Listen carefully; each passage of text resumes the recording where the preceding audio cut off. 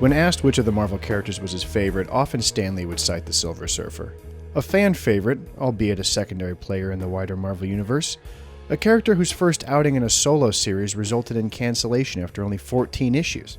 A character amongst the many disputed collaborations between Stan Lee and Jack Kirby that Lee, it seems fair to say, had the least amount of input in actually creating.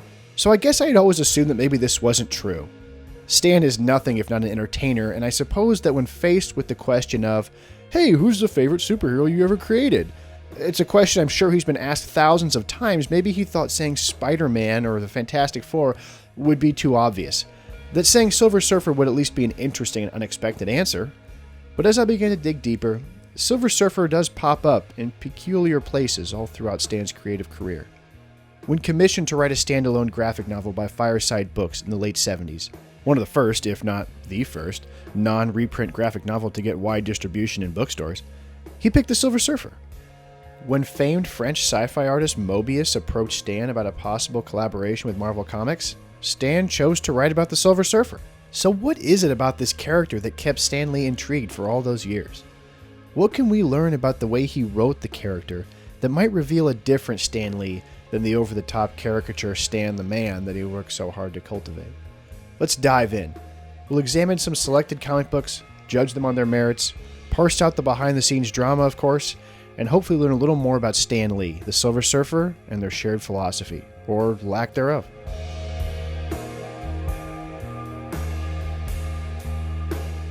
It was 1968, and the House of Ideas was settling into its foundations, and doing so not without a few cracks and creaks. Ditko, after a long period of no longer speaking to Stan and delivering Spider-Man to the Marvel offices via mail, had left the book with issue 38 in 1966. Jack Kirby, spurned by a high-profile magazine article about the Marvel bullpen, in which he was made out to be a workaday conduit for Stan's over-the-top originality and storytelling genius, was starting to chafe against the perception that these comics were really co-creations at all. The much-touted Marvel method, an innovation by Stan Lee, tended to put much of the artistic burden of an issue on the back of the artist. And if you're not familiar with the Marvel method, it goes something like this. Stan Lee never actually wrote any of these comics in the way we would traditionally think. In the early days of the Marvel Age, Stan was the editor-in-chief and basically the only writer. He was trying to save Marvel from getting shut down. To save himself time, he would dictate to the artist the essential plot of that month's issue and all its major beats, send the artist off to do their work, and then fill in the dialogue balloons with whatever he thought made the most sense to drive the story forward. Now, according to many accounts, Stan would often get quite animated when explaining the machinations of, say, this month's Fantastic Four, often jumping on his desk, acting out scenes, etc. But really, all the heavy lifting was left up to the artist, who would have to essentially write the story themselves through their artwork, and then Stan would reverse engineer it via dialogue. I couldn't write them fast enough, and these artists were so brilliant, and they were so good at story themselves, that I would say to the artist, look, this is the plot I want. And I would either tell them in a few words what the story was, or I would write an outline on a page or 2 pages or a few paragraphs. And I'd say, you go ahead and draw it any way you want. It doesn't matter. I'll put the words in and tie it all together. As mentioned earlier by Stan, the Surfer was an unsolicited addition to Fantastic Four number 48, purely an artistic flourish on Kirby's part. After turning against his planet-devouring master in a 3-part epic, the Galactus trilogy, the Surfer continued to make many memorable appearances in the Fantastic Four throughout the 60s, and he became a fan favorite. So the question is, when it came time to give the Surfer his own book, why wasn't Kirby penciling it? Well, there are a few reasons. First of all, Kirby's already superhuman output of monthly comics, Thor, Fantastic Four, X-Men, the Avengers, and many more, maybe couldn't have made room for another title. Or as what some in the anti-Lee camp would surmise, assigning Buscema drawing duties was a means by which Stan could assimilate the Surfer into more of a Stan Lee creation than a Kirby one. I loved the way he drew this character. This character looked so heroic and so noble and so dramatic that I gave him the name the Silver Surfer. And instead of just a guy flying around finding planets, I made him a philosophical observer of the world and the universe. He became my mouthpiece for how I feel about a lot of things. I told Jack I want to use this character a lot. Also at this time, historians have noted that the once bountiful well of creativity Kirby, while continuing drawing duties, had ceased creating any new characters, refusing to produce new creations of which he would have no ownership. In 1968, Marvel Comics was sold to this guy, and when salaries were renegotiated, Kirby felt his offer was paltry, insulting, and he felt a little jilted by top brass. Lee was seeing the writing on the wall, and his relationship with his star artist was becoming frayed. And John Buscema, a former Madison Avenue advertisement illustrator, was slowly being groomed for top dog status. Whereas before artists on the other books were instructed to ape Kirby's style, the house style at Marvel was now slowly drifting closer and closer to that of Buscema's. And what artist can be better suited to this titanic task than my co-author and good buddy, none other than John Buscema? Thanks, Dad. Now let's draw comics. Though things weren't going great at the bullpen, Stan Lee and Marvel Comics were beginning to make a bit of a cultural splash. Critics and artists were beginning to take note as to what was going on over at Marvel. The books were becoming very popular with college kids, and Stan began to make regular lecture appearances fielding questions from young fans who were purportedly digging deep into these humble, funny books and excavating deeper meanings and cosmic truths from their pages. Dropping acid and reading Doctor Strange would not have been out of the realm of possibility on the campus of NYU. They were giving Stan what he had always wanted, back to the days when he would lie to people at cocktail parties about what he did, saying he wrote children's books. Now, comic books were gaining cultural cachet. They were relevant, and they were gaining more and more legitimacy. This phenomena, above all, I believe was the major catalyst for Stan Lee's interpretation of the Silver Surfer. When the Surfer's debut in a solo magazine came in August of 1968, fans were met with a very different interpretation of the character. In the opening chapter of the 38-page origin story, Lee reveals that the Silver Surfer was in actuality once a humanoid alien named Norrin Radd, a learned man from a highly advanced society who sacrificed his freedom to Galactus in exchange for the survival of his homeworld and the woman he loved.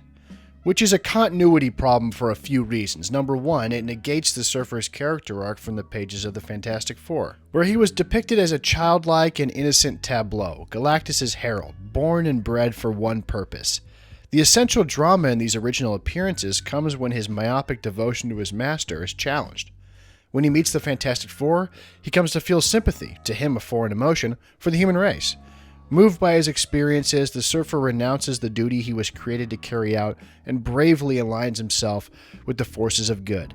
In the climax of the Galactus trilogy, he stands with our heroes and helps them to banish Galactus from Earth. And afterwards, he is left stranded in our solar system as punishment for his betrayal. Silver Surfer number 1 relies on this setup, the Surfer trapped on Earth, and purports to continue his story. But for Lee to retroactively portray the Surfer as someone who was once, for all intents and purposes, a man, drains the character of much of his pathos. The being who was once Norrin Radd is assumed to have retained all of his faculties and memories of his past life. He has witnessed Galactus' evils firsthand, so why did he only cease to aid his master's campaign of annihilation when it came to Earth? Was he willingly enabling the murder of billions before finally changing his mind on a whim? The Surfer's change of heart in the original appearances worked because we were led to believe that the Surfer lived in cloistered servitude and knew nothing of the universe save his mission to his master. The newfound baggage of a past life also decreases the pleasures we experience as readers while following his adventures on Earth. We see in the opening pages of issue 1 that while being a futuristic society where poverty and war have been relegated to history due to space-age technology, it's really not all that different from Earth, and the citizens of this planet not all that different from humans. It's touching to watch the Surfer interact with the Thing's girlfriend Alicia Masters as she plays guitar, because in the context of that story, it's the Surfer's first experience of music. But then in this new origin, we see that the people of Zenn-La have culture and reading and probably music, so what exactly is going on here? It's either Lee didn't pay much attention to Kirby's previous story that he ostensibly helped to write, or that he felt his take was going to be so much better and so much more important than his breaking canon was necessary. But rather than writing a character that experiences Earth through fresh, naive eyes as Kirby's Surfer did, Lee decides to retroactively transform the Surfer into a jaundiced, pessimistic, and depressing wanderer who seems to already know everything, acts morally superior to everyone, and spends most of his time doing nothing but bemoaning human follies in the broadest and most anodyne ways. He doesn't understand why humans war with one another.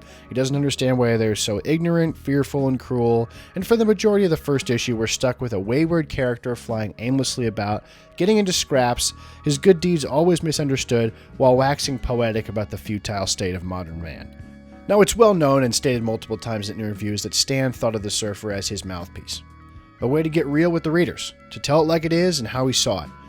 But unfortunately, this approach renders the Surfer almost insufferably pedantic. In formulating my thoughts, I found Tom Scioli's critical review of Silver Surfer #1 in the Comics Journal to be very helpful in sorting all of this out.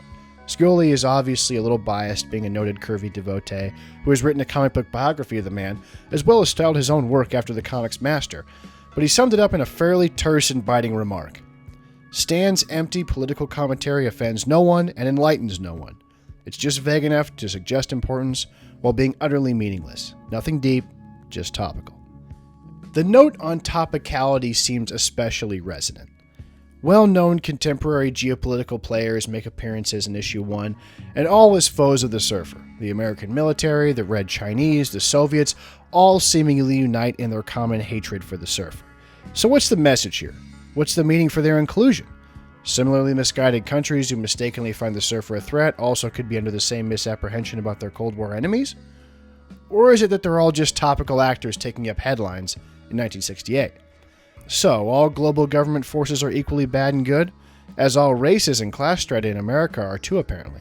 Regardless of race, class, or social station, everyone is an equal opportunity hater of the Surfer. Everyone takes their turn beating on this poor guy, out of their inherent fallibility, suspicion, and fear, I guess. It seems that these Surfer stories are just retreading on already established Marvel tropes. But the misunderstood do-gooder bit is done better in Spider-Man, and the xenophobic hatred of the other is done better in the X-Men, with the caveat that in all Marvel comics, the enmity the public has towards a specific hero has always been selectively applied, and usually for thematic convenience. On this point again, Scioli hits the nail on the head. The Surfer is handsome, divine, otherworldly, luminous, angelic, and charismatic.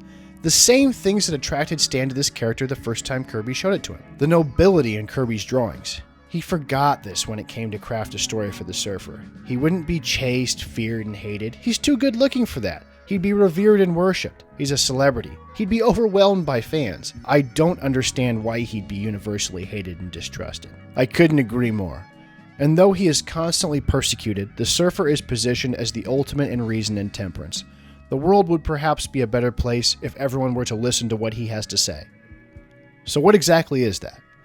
One fundamental question I had while researching this video was whether or not the Surfer's rambling pontification or convictions, if we're to be charitable, are actually Lee's closely held beliefs, and how much of this is Lee's channeling what he believes his readers want to hear. The same college-age readers with their far-out theories and interpretations of the Marvel text that, according to Stan himself, he was mildly amused or exasperated by. Inevitably, mostly at colleges, some kid would get up. Stan, tell us about the Silver Surfer, and do you equate his Judeo-Christian philosophy with that? And they'd get into all of this deep stuff, which I loved. You can't write anything that people aren't going to read things into that you didn't even think of, which is one of the nice things about being a writer. You can often be thought of as being much deeper than you really are. Now, obviously, there exists immense cultural merit to these comic books, otherwise I wouldn't be making this video. But one need only read this letter to the editor in which a fan compares the Fantastic Four to the US military and Galactus to the South Vietnamese government to see that Stan and the entire Marvel project were increasingly being saddled with a patina of unearned intellectual credibility. Should Stan have brushed these claims aside and said, "Hey kids, they're just comics," and admit that there's really no there there? Or rather, as he did, run with this narrative, increasingly pervasive in the press, that these once throwaway pulp fantasies are actually hefty intellectual tomes? I'll argue, in fact, that Stan did run with it, and he rose to the occasion, assuming the mantle of a hip cultural devotee. Now, I'm not saying his transformation was a fraudulent one, but how exactly did he transform himself from a square, clean-cut corporate editor into this guy? So what did the kids want? Well, anti-war, pro-peace sentiments, with egalitarian ethics, bemoaning the savage state of the man's world. And the Silver Surfer's solo comic intended to do just that. But if this is the story that Stan had to tell, a larger-than-life dialogue between us petty humans and a Jesus-adjacent savior, then Buscema's artwork acquits itself admirably on that account, giving heretofore unheard-of equal time to the rendering of human characters within his compositions, whereas humans in Kirby's comics were usually relegated to the sidelines, as nothing more than fleeing ants sitting ringside to the daily cataclysm of superheroics. In fact, Buscema's artwork helps to make the proceedings much more bearable, and imbues the stories with a sense of gravitas and maturity that the dialogue can't quite deliver. Now, the first 2 issues are rather inconsequential and somewhat of a slog. In issue 2, the Surfer battles a forgettable alien foe, the twist being they're invisible and the petty humans are too ignorant to heed the Surfer's warnings. But in issue 3, things start to pick up with the introduction of Mephisto, the Satan to Surfer's Christ. And what we have, expertly laid out by Buscema, is something akin to Jesus' temptation in the desert, as a surfer is lured into the subterranean depths by Mephisto, where the demonic villain intends to spoil his nobility for his own vile edification. It's here that the surfer begins to emerge as something other than an insufferable whiner and armchair critic, and begins to put some of his ethics into action. While a rather perfunctory proceeding with Mephisto tempting the surfer with jewels, women, and power, all of which he unsurprisingly rejects, it still comes across as rather magisterial. This is an elemental clash of wills, the extremes of ultimate good and ultimate evil made concrete. Good, according to Stan, being the ability to resist temptation, to stay true to yourself, and eschew fleeting pleasures in pursuit of true love. The length of the issue is padded with a throwaway monster fight, and the return of Silver Surfer's beloved Shala Ball begins to become a tiresome trope we will see throughout the series, as her continued appearances that serve only to further torment the Surfer and heap anguish upon him begin to feel rather contrived. In issue 4, Buscema was again doing lights-out work as we are introduced to Thor, Loki, and the world of Asgard, as the Surfer is tricked by Loki into attacking the God of Thunder in an attempt to usurp the throne from his brother. Buscema made no secret of the fact that he grew tired of drawing superheroes in modern cities. He does his best work in the sword and sorcery genre, as evidenced by his long tenure on Conan the Barbarian and the monthly Thor comic starting in the early 70s, which we will touch on briefly later. After a classic superhero clash, which is of course later revealed to be a big misunderstanding, the Surfer finds himself once more bound for Earth, trapped once again by the barrier of Galactus. The barrier being another story point that the series leans on for continuity and a sense of story progression. The Surfer is always trying to break the barrier around our galaxy so he can get back to Zenla and be united with his beloved Shala Ball. In the opening of issue 5, the Surfer nabs some powerful space gun from the Fantastic Four, who, though residing in a 40-story high-rise, still share a bathroom apparently. In another vain attempt to escape his confinement, the Surfer blasts himself out of orbit and plummets back to Earth. He's revived and nursed back to health by a physicist named Al Harper, notably a black man whose race is never commented upon. He's simply an admirable person of science. An outsider, to be sure, who lives alone in a small cabin in the forest, which makes him sympathetic to the Surfer's plight. Harper agrees to help the Surfer construct a machine to help him bypass Galactus' barrier, but for that they need real dough. The Surfer vows to acquire some money, the most truly worthless of all Earth's bounty, he opines, without offering a competing method of exchange or alternative bartering system. The Surfer then attempts to find a job, vowing not to steal, and is blocked by the usual corporate rigmarole. He's not in the union, he doesn't have any references. How's a man to get ahead in this crazy world? The Surfer eventually decides he'll try his hand at illegal gambling, utilizing his powers to manipulate the dice in a craps game, because stealing from the mob isn't exactly stealing, right? Harper is able to construct the Surfer's barrier-shattering device, but before they are able to test it, they are rudely interrupted, as is the reader's interest, by a C-grade villain, the Stranger, who was shuffled around from the X-Men to the Avengers during the Silver Age. The issue ends memorably, though, as Al Harper sacrifices himself to dismantle the Stranger's bomb. His agony and the painful cost of his efforts are illustrated beautifully by Buscema, and it's a rare moment that we dwell upon the heroism of an ordinary man in the Marvel Comics universe. And the added fact that in 1968, it's a strong, resolute black man saving the Earth, making this quiet sacrifice, with only the Surfer knowing the price that was paid, makes this one of the more emotionally powerful episodes in the series. Issue 6 is a real demarcation point in the comic book, whereas afterwards, things start to go downhill. We see Lee trying to imbue the story with challenging science fiction concepts, similar to what audience had seen in films like Planet of the Apes, a time travel story where the Surfer, in his attempt to escape the barrier, wills himself to fly at the speed of light and accidentally travels into the future where a mutant despot has wiped out virtually all life through bloody conquest. The story has less bearing on the overall series as a whole and is largely inconsequential, but after the Surfer has flown fast enough to reverse time, an idea that Superman would use to great effect in his live-action debut 10 years later, it ends with far-out dialogue like, "Did I save the universe, or have I awakened from a dream? Can a future that was be forever erased? Is the cosmos itself but a flickering ember of imagination, ignited by a random thought, only to be snuffed out at will? When all is said and done, who is the dreamer, and which is the dream?" These are fun sci-fi concepts that would surely give readers a reason to say, "Far out, dude," in 1969.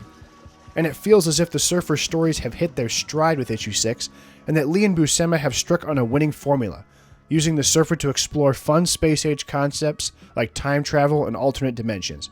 But unfortunately, with issue 7, we get a perfunctory Freak of the Week villain story featuring the great-grandson of Victor Frankenstein, who creates a Silver Surfer doppelganger who is, of course, evil. In fact, issues 7 through 9 and 12 all introduce a supernatural horror element into the series where it couldn't feel more foreign and unwelcome, featuring threats from a Dr. Frankenstein type, a druid cult, and trust me, it's less interesting than it sounds, and the Flying Dutchman of all people. Now, most likely, these incongruous shoehorns were the result of Lee's flexing Marvel's new ability to use horror characters and supernatural elements, since the Comics Code Authority had recently relaxed their prohibition on horror characters, because, up until then, zombies, black magic, and the occult had been suppressed in the pages of American comic books. So, what gives? The Silver Surfer's book, long vaunted by Lee as his socially conscious prestige effort, was now being used as a cheap testing ground to see if kids would buy monster mags? And with issue 7, the book reverted back to the Marvel line standard length of 20 pages. Though contemporary Marvel sales numbers have for the most part been lost to time, apparently the Surfer must have been slumping at the newsstands. With issue 7, we can also see Buscema's artwork start to suffer. His prolific and talented brother Sal was brought in with issue 5 to embellish his artwork, which I assume means working off his brother's pencils or maybe even rough layouts. Layouts being essentially a sketch of the action that need to be filled in by another artist. The brothers must have also been inking their own work, which doesn't do their pencils a justice that Joe Sinnott had achieved in issues 1 through 3.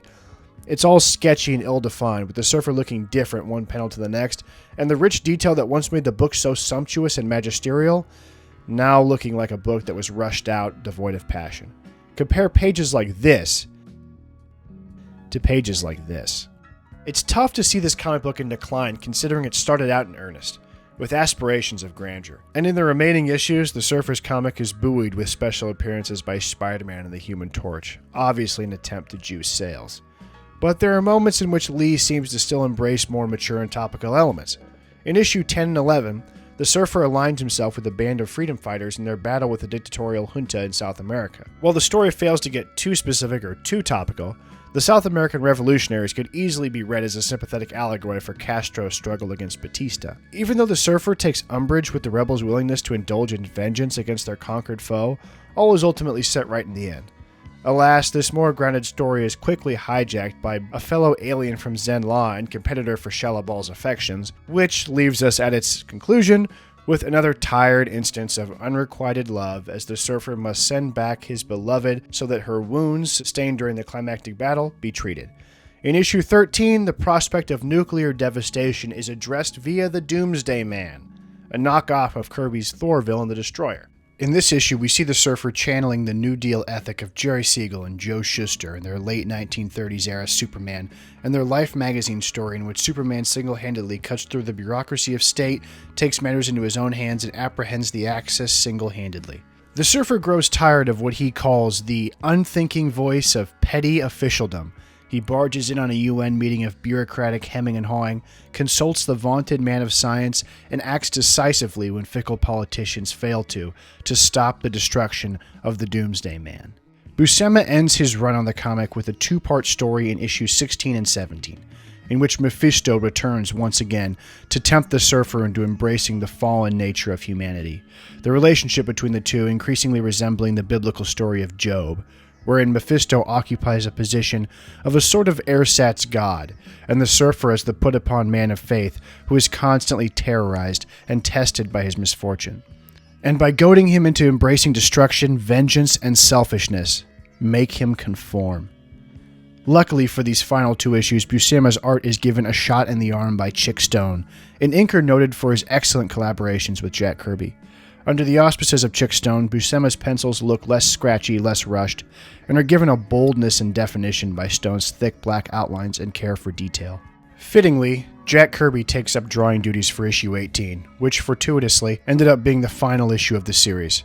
Historians are not exactly sure why Kirby was brought in for this particular issue, but many have surmised that he was subbing out of Thor issue 178 so that Buscema could audition or practice for his forthcoming takeover of that book after Kirby's eventual departure. In the story itself, the Silver Surfer encounters Fantastic Four supporting characters, the Inhumans, and despite the unique rendering of Maximus's coterie of evil devotees, this meeting between the 2 Kirby creations proves rather forgettable. The most memorable moment of the issue comes in its final 2 pages, where it appears that the Surfer has finally cracked and vows vengeance upon the human race. The editorial near the bottom of the final page promising that with issue 20 the reader would be treated to a new saga, the saga of the Savage Silver Surfer, in issue 19. But that story never came. Famed Hulk artist Herb Trimpe was set to take over the book from Buscema before it was unexpectedly canceled. And the idea of a Savage Silver Surfer, drawn by Trimpe, has been a tantalizing prospect that many fans have long imagined. Had it been realized, what would it have been like? The Surfer character, animated by unbridled rage, unleashed as it were, would surely have turned around a comic book whose central story was becoming more and more stale. But was this Savage Silver Surfer just more of Lee's ballyhoo? Maybe less of a redirection for the comic book and more of a one-off issue? It's likely we wouldn't have seen a massive progression in the Silver Surfer character, and that the Savage Surfer storyline would have been nothing but a speed bump, a simple digression to inject some momentum in the story before returning to the status quo. Stan was promoted to publisher in 1972, and ceased for the most part to write, ending his long run on Spider-Man with issue 110 and the Fantastic Four with 125 in 1972. The brains and the creativity of one man lie behind all these characters and more. The Fantastic Four, the Hulk, Spider-Man, Thor, Doctor Strange, the X-Men, the Avengers, Daredevil, Nick Fury, the Silver Surfer. If you don't know them, then your kids do. And if your kids don't know them, then I wonder if they're really learning about the world as they ought to learn about it. Would you welcome, please, a superhero of the comic book business from Marvel Comics, Stan Lee. I voted for number 2 because I think he's cute. There we go. Will the real Stan Lee please stand up? How about Spider-Man? You know about Spider-Man? Yeah. How about the Hulk? Do you have the Hulk here? Yeah. It occurred to me, wouldn't it be fun to have a superhero who was really like a human being? I never thought that it would turn out to be as popular as it eventually became. This is it, the 2nd annual Mighty Marvel Convention on April 23rd, 24th, and 25th in New York City. This is Stan Lee talking, and you are there. Now, I'll shut up and give you a chance to see what was happening. We start off with me signing autographs after making a speech. Here we go. Stan's new role included establishing an editorial direction, outreach to fans, and presiding over a new and growing stable of artists and writers. Many, like young editor Roy Thomas, had grown up reading Lee's work. His efforts to promote Marvel Comics went into overdrive. The amount of titles being published by the company exploded, and they began to license media properties for adaptation, as well as fight to achieve parity with competitor DC Comics for representation on television and in film. The back issue market continued to grow, and dedicated comic book shops began to open up all over the country. Merchandise like toys, posters, Halloween costumes, and games began to take prominence in the market. Licensed books like Fireside's The Origin of Marvel Comics reprinted classic Marvel stories and brought them to bookstore shelves. Stan Lee directed his attention towards wrangling all of these opportunities for growth, capitalizing on his persona by giving interviews, hosting conventions, making more and more college lecture appearances, while still keeping all the tabs he could on the direction of the monthly Marvel books. An opportunity to revive the Surfer from his sorry resignation to the occasional guest spot in cobbled-together team books like The Defenders came for Lee in the late 70s. Functioning as a dual mark in the win column for both Lee's legacy publishing and filmmaking aspirations, the Silver Surfer, The Ultimate Cosmic Experience, was born. Kirby, now dissatisfied dissatisfied with his treatment at DC Comics, was happily brought back into the fold at Marvel in 1975, though he worked remotely from his new home in California and with little to no editorial direction on titles like Captain America, Devil Dinosaur, and Black Panther. The Ultimate Cosmic Experience is often credited as one of the first graphic novels, and unlike the other reprint-centric books in the Fireside line, the story was wholly original and available only in bookstores. It's also a story that's isolated entirely from the rest of the Marvel Comics continuity. It's a self-contained origin story with a definitive ending. This is some of Lee's finest and most interesting writing, and most of all due to the length to which it is subdued and Kirby's artwork is allowed to speak for itself. In Kirby's biography toward the end of the book, it is stated that the artist hopes that he has pioneered a quality format for visual reading, which of course he had, and it's aided by the ability for his artwork to breathe and not be clogged up by captions and thought balloons. It's apparent that Lee must have been heavily involved in the plotting of the story, as evidenced by the lack of overwrought dialogue that he presumably crowbarred into his other co-creations to justify a claim to authorship, whereas here, he trusts in Kirby's artistry, despite the fact that this was a characteristically unhappy collaboration that saw Lee go so far as to have John Buscema re-illustrate a panel of Kirby's that he was unhappy with. A move which reportedly stung the frustrated Kirby, who left Marvel initially after suffering similar slights at the hands of Lee. We could announce the very special surprise guest that we have for tonight's programs, Stan Lee. I want to wish Jack a happy birthday. This is a hell of a coincidence. I'm in New York and I was tuning in the radio and there I hear him. And I just want to say, without getting too saccharine, that one of the marks, I think, of a really true great artist is he has his own style. And I think that's something you can be very proud of, and I'm proud of you for it. I'm certain that whatever we did together, we got sales for Marvel, and I think it was more than that, Jack. We certainly got the sales, but whatever we did together, and no matter who did what, and I guess that's something that'll be argued forever. You know, I really, when it comes right down to it, it doesn't matter, you know, who exactly did what, but you I'll say this. Every word of dialogue in those scripts was mine. I don't want every story. And I don't want to get into controversy about that. What I want to... I can tell you that I wrote a few lines myself above every panel that Yes, I've seen those. They weren't printed in the book. All right, look, both of you... Hey, kids, both of you guys... Jack isn't wrong by his own lights, because, Jack, answer me truthfully. I wasn't allowed to write... Did you ever read one of the stories after it was finished? I don't think you did. I don't think you ever read one of my stories. I think you were always busy drawing the next one. You never read the book when it was finished. Whatever was written in them it was the action I was interested in. I know, and I really think, and look, Jack, nobody has more respect for you than I do, and you know that, but I don't think you ever felt that the dialogue was that important. And I think you felt, well, it doesn't matter. Anybody can put the dialogue in. It's what I'm drawing that matters.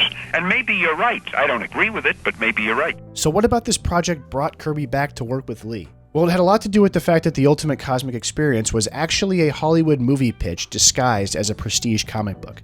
In the late 1970s, producer Lee Kramer, who would later go on to make the cult classic musical Xanadu, became obsessed with the Silver Surfer and had been fighting to put Norrin Red on the silver screen as a lead in a cosmic rock opera for years. Kramer had even enlisted former Beatle Paul McCartney, a longtime Marvel Comics fan who had invited Jack Kirby backstage during one of his Los Angeles concerts to write brand new music for the film. To help the project gain traction, Kramer suggested that Lee come up with a more cohesive piece of source material that a feature film could be based upon. Thus, the Ultimate Cosmic Experience was born. Kirby jumped on this opportunity. Having seen his Golden Age creator contemporaries Carl Burgos and Joe Simon lose out on any royalties to their creations, the Human Torch and Captain America respectively, and being someone who, as attested to by his children, was physically unable to enter toy aisles in department stores. The sight of the Marvel merchandising machine based off his creations was too much to bear, as he knew he would be seeing no money from any of it.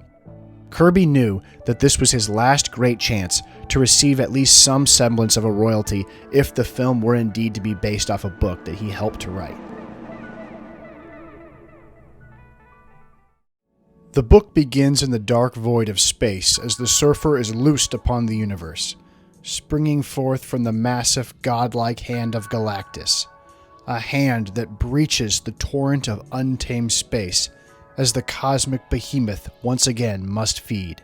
And after scouring the civilizational surface of our world, the Surfer, true to form, experiences a revelation and decides instead to ward Galactus from Earth and to spare the lives of its people. Galactus is enraged, but rather than crush the planet and destroy the Surfer for his insubordinates, Galactus recognizes some of that inherent nobility in his creation that Tom Scioli was talking about, and recognizes that he cannot simply annihilate the Surfer out of principle. The Surfer, his rebellious child, must be brought to heel and come back to him of his own volition.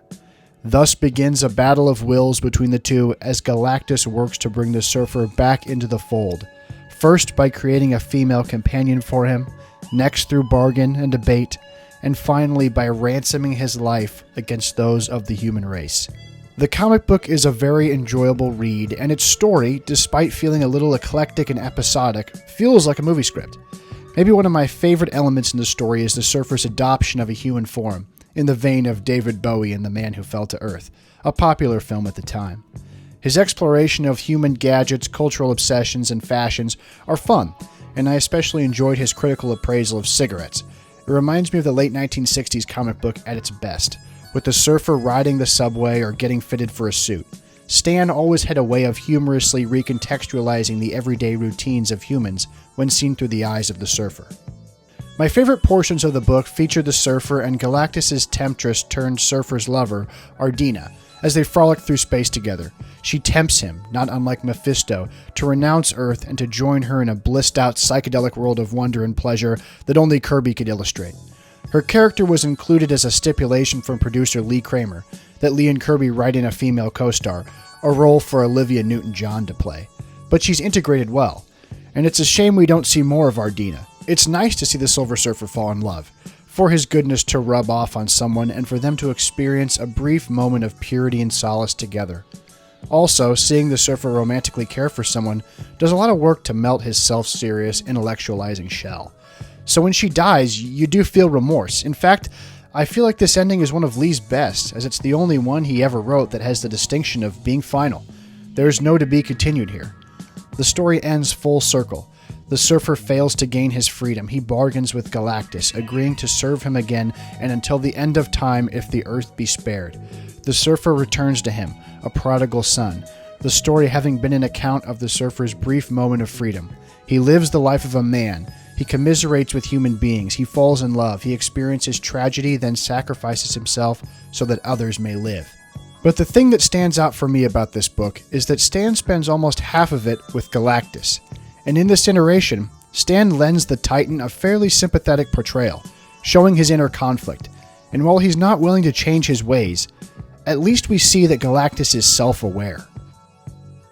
Galactus is in essence a fairly benign despot with his own code of ethics. He demands loyalty and becomes angry and confused when he does not get it, because at the same time he feels that he provides so much to those in his care. I offer freedom, the glory of the spaceways. And all this from a character so important to the mythos of the Silver Surfer, yet one that Stan excluded from the 1960s series, having only appeared in issue 1. Perhaps Stan, now publisher and face of Marvel Comics, and increasingly being tasked with corporate responsibilities, sympathizes more with Galactus than he had before. Maybe he had ceased to cast himself in the mold of the Surfer, a character designed to appeal to radical young kids, and instead now identifies more with the paternal and domineering Galactus. Was Stan domineering? Some say so. That he could fly off the handle, demand perfection, behave mercurially, and hesitate to share the limelight? Maybe the Surfer's relationship to and rebellion against Galactus was a meditation on his own relationship with Kirby, or his own wayward daughter, JC, whose tumultuous relationship with her parents was recently revealed towards the end of Stan's life. The book has a rather melancholic ending, which is unusual for the creative duo of Stan and Jack. And while sometimes formulaic, Stan seems to be able to write the Surfer on autopilot at this point, Jack's artwork is some of the best of his career. And I took a deep breath after I closed the book, having the feeling that I'd read something profound, something special, though by many metrics this book was a failure. Most people haven't read it, even hardcore fans. It's out of print, and the Silver Surfer's movie was ultimately never made. It also marks the last time that Stan and Jack would work together, as Kirby would leave Marvel for good in the early 80s. Failing to achieve the financial compensation he deserved, he died in 1994. It's a bittersweet experience reading this comic, but you have to be glad that it happened. This is a must-own for any Marvel fan's collection. Stan Lee wrote 2 more stories for Marvel before taking a long hiatus from the publishing company. In February of 1981, he scripted the premiere issue of She-Hulk, a comic book character designed to capitalize on the success of the Hulk television show and preempt a possible Bionic Woman-style spin-off that would never come to fruition. It's possible that Stan wanted his name on that book to claim creator credit in the event of a live-action adaptation, as he handed off writing duties to writer David Kraft with issue 2. Lee also penned a short story to help launch Marvel's Epic Illustrated #1, Marvel's attempt to capitalize on the success of the French comic Heavy Metal. Stan's contribution was, of course, a short story of the Silver Surfer, in which the Surfer, cast in the role of a naive pupil, is given a lesson by Galactus about the nature of time, or the vastness of space, or the futility of reason, or some such thing. It's all rather vague. And the story is buoyed by terrific artwork by Buscema and fleshed out by Rick Veitch, and it's well worth seeking out. Stan must have thumbed through some issues of Heavy Metal and concluded that the Surfer lent himself well to a comic concerned with adult fantasy and big heady ideas. It feels like a story more driven by Buscema's interest in furthering his artistic style to match popular commercial contemporaries like Bernie Wrightson and Frank Frazetta. He would try something similar with Silver Surfer Judgment Day in the late 80s, and we'll get to that later. But this appears like a rather strange and unimpressive coda to the ultimate cosmic experience. An afterthought. But Stan was growing weary of the comics game and longed to be where the real action was. He hung up his hat at the Marvel Comics bullpen in New York, the office where he had worked for over 30 years. In 1961, with Marvel on the verge of closing, he initially only wanted to keep his job, and instead, he helped to craft a new 20th century entertainment powerhouse. Now it was time for the next phase in his career. He was going to take Marvel Comics to the next level. At the behest of top brass, he was going to Hollywood. Welcome to Marvel Productions near Hollywood, California. This is where we're turning many of your favorite comic book heroes into animated TV shows. In 1981, Stan Lee was set up as creative director of Marvel Productions in Los Angeles. Marvel's parent company had acquired an animation studio with the goal of reorienting it to focus on producing cartoons and television series based on Marvel properties. Stan was put in charge as creative director, and his work began in earnest, crafting shows like Spider-Man and His Amazing Friends and The Incredible Hulk, which even featured narration by Stan. Jim Shooter was put in charge as editor back at Marvel headquarters in New York, with Stan Lee still listed on the books in the ceremonial role of publisher, but his input as far as the comics were concerned was almost non-existent. Meanwhile, Jim Shooter was busy running the publishing arm of the company, embracing the shared universe of Marvel Comics, an idea pioneered by Lee and Kirby, and taking it to the next level, commissioning yearly special event books like Secret Wars, grand narratives whose events spilled over into each other's monthly books. One of the more famous and better written event series was Jim Starlin and George Perez's Infinity Gauntlet, a story in which the Surfer featured prominently, by making a memorable introductory appearance in which he warns Doctor Strange and the other heroes of the impending arrival of Thanos, a scene which was adapted beat for beat in the 2018 Marvel Studios film Avengers Infinity War.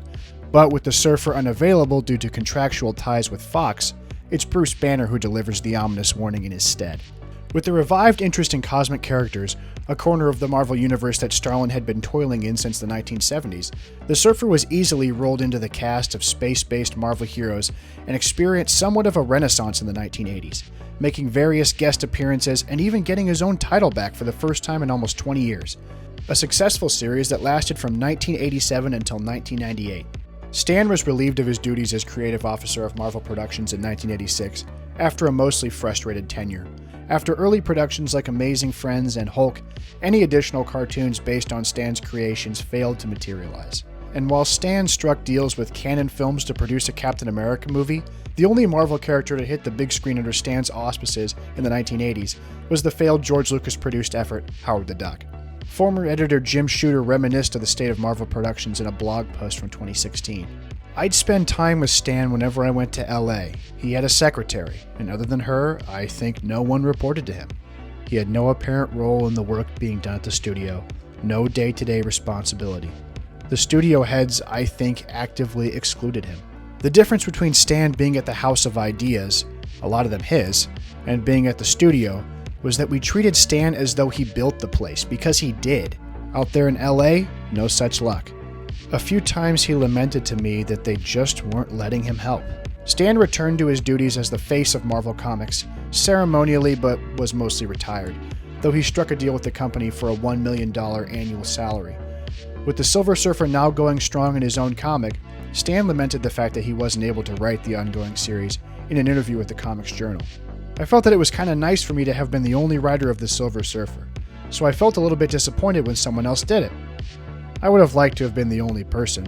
I didn't really have time, but I would have made the time, rather than have somebody else do it.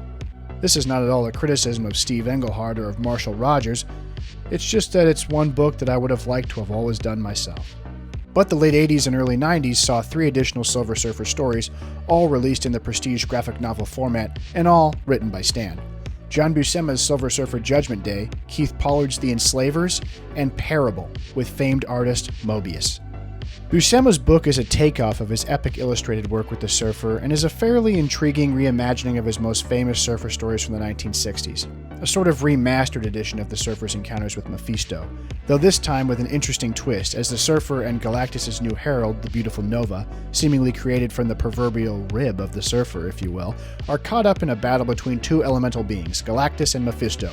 In the end, the Surfer commends Galactus for his aid against the cunning dweller of the depths, Mephisto, and offers his former master an olive branch of friendship. This book shows off some of Stan's more mature writing and new vocabulary words, which make for a pleasant experience, but it's really all about Buscema's art, which eschews the traditional panel structure of a comic book and is told over complete full-page art, which is quite dynamic and well-staged.